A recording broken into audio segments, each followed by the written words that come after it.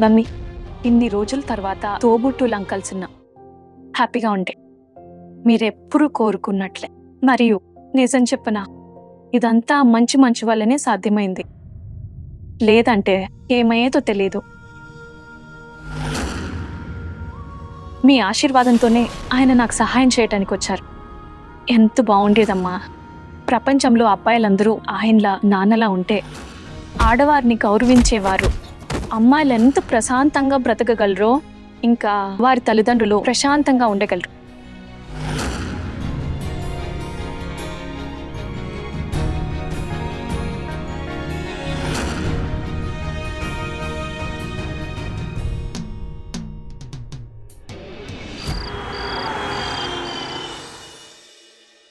నహర్ నాన్న,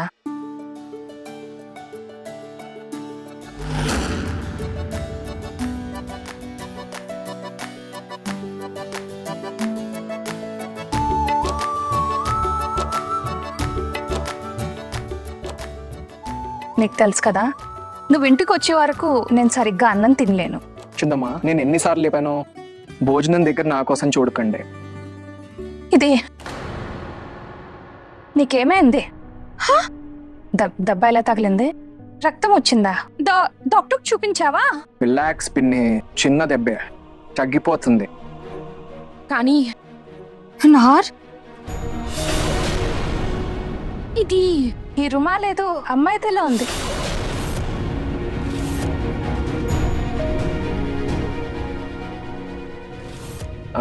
చిన్నమ్మ, నేను అలసిపోయాను, మీరు ప్లీజ్ తినండి, నేను పడుకుంటా.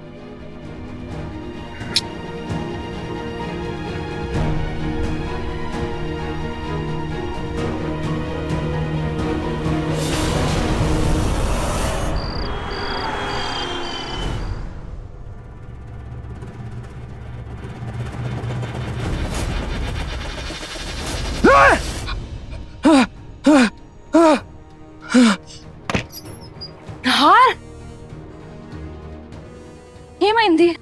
నువ్వు బానే ఉన్నావు కదా? నా వైపు చూడు. ఏమైంది? మళ్ళీ చెడ్డకలు వచ్చిందా? మేలు.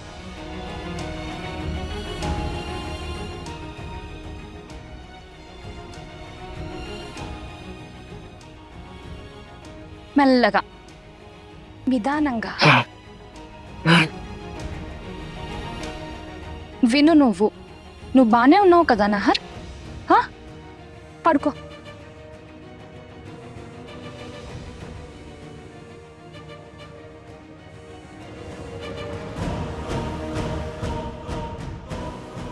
సర్దుకుంటుంది, నేనున్నాను.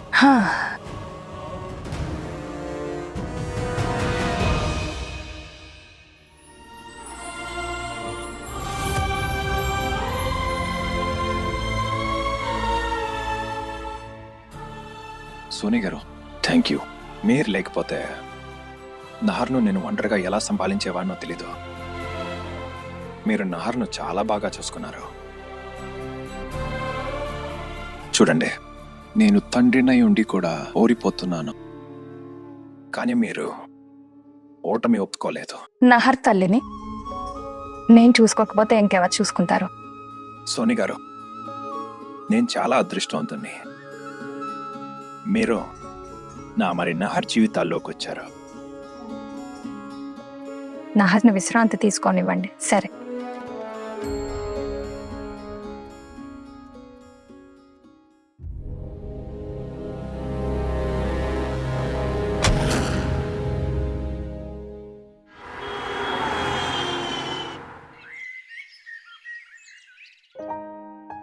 బామ్మగారు, మీ స్ట్రాంగ్ టీ సరిగ్గా 7 గంటలకి. నేను ఇలా పట్టుకోవాలా? టీ ఇలా పట్టుకుని ఇస్తారా? ఒక నిమిషం.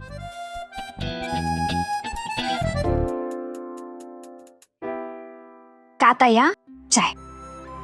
థ్యాంక్ యూ నాన్న.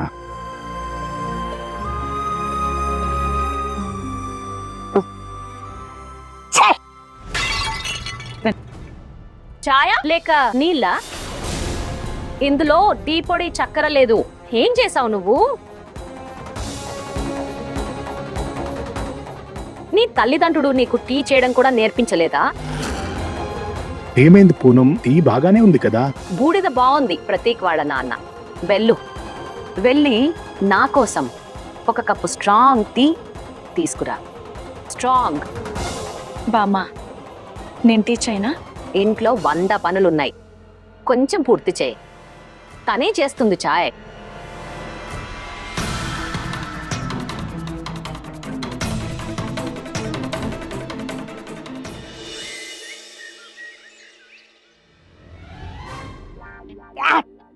చీచే, ఏంటి ఏం చేసావు? ఇది విషం, ఇది విషం. బామ్మగారు మీరే కదా అడిగింది స్ట్రాంగ్ చాయ్. అదే చేశాను. 7 స్పూన్ల టీ పొడి, 5 స్పూన్ల మిరియాల పొడి, 100 గ్రాముల అల్లం, ఇంకా 1/2 స్పూన్ చక్కెర.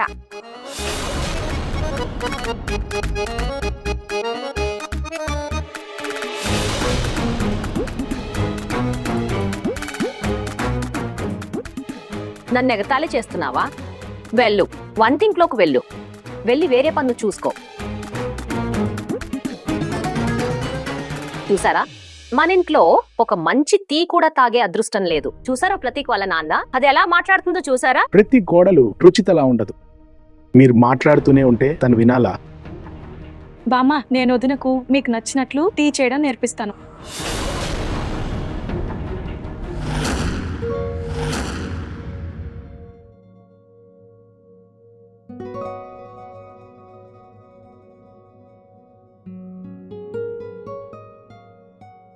ఏంటి విశేషం ఈరోజు? పొద్దున్నే పూజకి ఎవరు రాలేదా?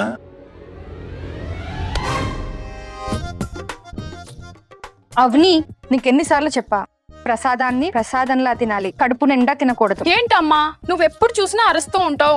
నీకు తెలుసుగా లడ్డూలంటే నాకు చాలా ఇష్టమనే. అవునా, లడ్డు కావాలంటే పూజకి రావాలిగా. సరే అవని తల్లి, ముందు నువ్వు ఇది చెప్పు. అల్లుడు గారు ఎక్కడ? మీ పాదాల దగ్గర. అల్లుడు గారు లేచి ప్రసాదం తీసుకోండి. లేదు మామయ్య గారు, ముందు మీరిద్దరూ నన్ను దీవించండి. మీ చేయి నా తల మీద ఎప్పుడు ఇలాగే ఉండాలని. అరే ముందు మీరు లేవండి.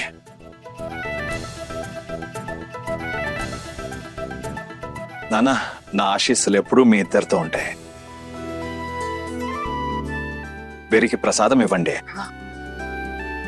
థ్యాంక్ యూ నా ధర్మపత్ని కంటే ఇంకా ప్రియమైన నా అత్తగారు. నువ్వు నా ప్రాణము. నువ్వు ఎప్పట్లాగే ఈ రోజు కూడా చాలా బాగున్నావు. దేవుడి దయ వల్ల మీ ఇద్దరి ప్రేమ ఇలాగే ఉండాలి. ఇద్దరు సంతోషంగా ఉండండి. సరే శ్రీమతి గారు, నేను వస్తానా? ఆఫీస్కి లేట్ అవుతోంది.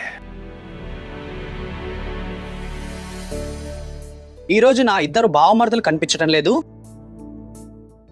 చిన్నన్న రాత్రే బామ్మదార చెల్లెలి ఇంటికి వెళ్లారు. ఇక నహరన్నయ్య ఆయన ఎప్పుడూ పూజలోకి రారు.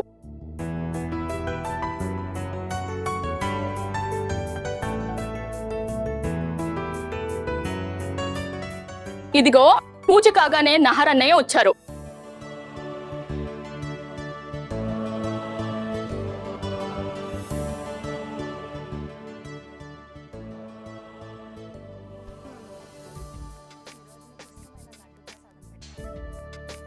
పూజలో నువ్వు ఎలాగో ఉండవు. ఈ ప్రసాదాన్ని మిఠాయి అనుకుని తిను. నహర్ నాన్న, నిన్న నీ చేతికి ఒక అమ్మాయి రుమాలు కట్టుంది. నువ్వు చెప్పలేదు, ఎవరిది? ఏం దాస్తున్నావు? ఏం లేదు, క్లబ్లో కొందరు అబ్బాయిలు ఒక అమ్మాయిని ఏర్పిస్తున్నారు. తనని కాపాడే ప్రయత్నంలో తగిలింది. అప్పుడు తను ఆ గాయానికి రుమాలు కట్టింది, అంతే. నెహర్, నువ్వు క్లబ్స్ పార్టీలకు వెళ్ళవు మరి? అరే అత్తయ్య గారు, ఆ ఒక్క చోటే కదా, అక్కడున్న గోలలో మనసులోని గోల వినిపించదు. ఇప్పుడు బావగారు మనసులోని గోల వినాలనుకునుండరు, అందుకే వెళ్ళారు.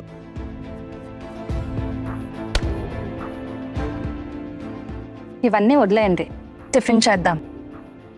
లేదు, నాకు మీటింగ్ ఆలస్యం అవుతుంది. నేను ఆఫీస్లోనే తింటాను.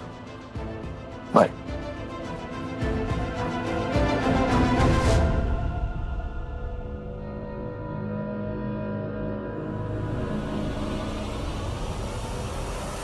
అత్తయ్య గారు ఇంకొకటి నాకు కూడా